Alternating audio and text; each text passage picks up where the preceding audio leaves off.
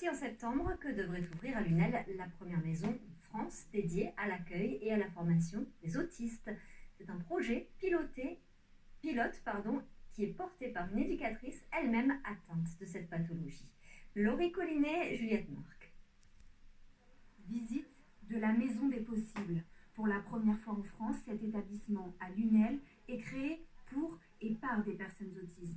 Rachel Couillet en est la créatrice. Pour les parents des enfants autistes, cette particularité est une évidence.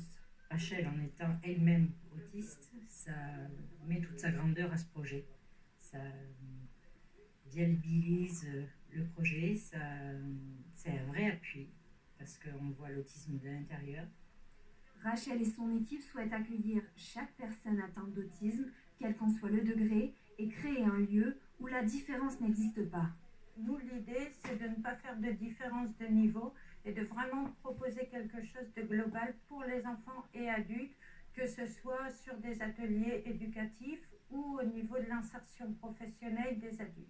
La porte est là, c'est l'entrée. À l'intérieur, on a un escalier. 20 familles pourront bénéficier dès la rentrée d'une prise en charge totale et quotidienne par des professionnels. Un véritable espoir pour Asia, maman de Ryan, 14 ans. J'ai monté des prises en charge, je suis en train de chercher des solutions, j'ai tapé à toutes les portes.